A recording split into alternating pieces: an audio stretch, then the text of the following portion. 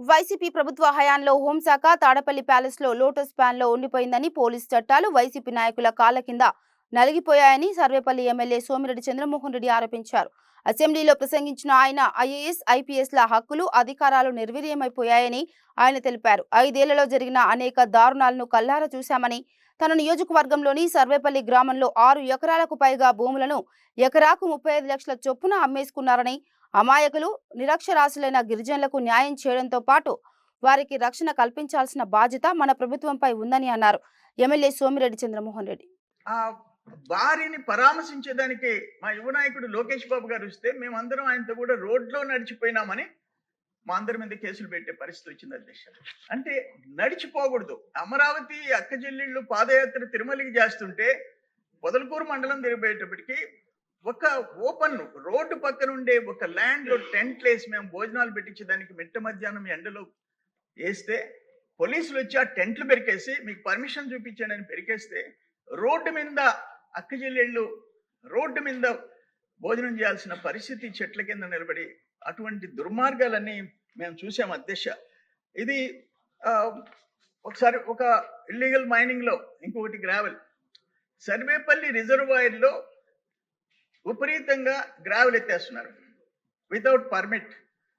మా వాళ్ళు 10 మంది పోయి ఆ మెజర్ చేసి దానికి ఎంత లోతు ఎంతని టేప్ ఎత్తుకోపోతే వాళ్ళ మీద దాడి చేసి వాళ్ళ మీద రౌడీ షీట్లు ఓపెన్ చేసిన పరిస్థితి. ఆఖరాన మేము సమాచార చట్టం కింద ఆర్టీఐ కింద పెడితే ఎవరి మీద ఉండే పర్మిట్లు మాగుంట శ్రీనివాసురెడ్డి ఒంగోలు ఎంపీ మీద కూడా పర్మిట్లు తీసుకొని ఆయన ఫోర్జరీ సంతకాలు పెడితే ఈరోజు విచారణ జరుగుతుంది అధ్యక్ష. ఇటువంటి ఘోరాలు నేరాలు మనం ఎప్పుడు చూడలే. ఆ కరిముల్లా ఉదయగిరి నారాయణని చంపేసిన కాక అంటే అతనికి ఆ రోజు కోవిడ్ నడుస్తుంది, ఎవరనే చూడ్డు. ఎవరో పిల్లలు 22 ఏళ్ల పిల్లోడు ఉస్మాన్ వెంకటాచలం ఎక్కడో చెట్టు కింద బీరు తాగుతున్నారు 2-3 ఫ్రెండ్స్తో.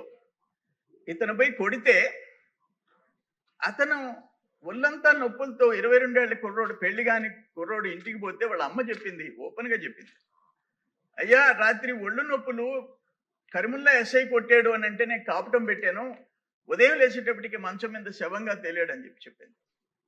ఇంకొక కుర్రోడు 45 సంవత్సరాలు షాజహాన్ పక్కన కనుపూరు, ఆ కోవిడ్ టైంలో ఒక షెడ్లో, అంటే రైతులు పంప్ చేసుకునే షెడ్లో చీట్ల ప్యాక్ ఆడుతుంటే 3-4 ఇతను కొడితే పక్క రోజు అంతా వాళ్ళ భార్య తల్లి ఎతికితే ఒక గెనం పక్కన డెడ్ బాడీ ఉంటే అది తీసుకుపోతే మేమందరం వాళ్ళని మా తెలుగుదేశం మైనారిటీ సెల్ అధ్యక్షుడు నంద్యాల నుంచి కూడా పిలిపించాం.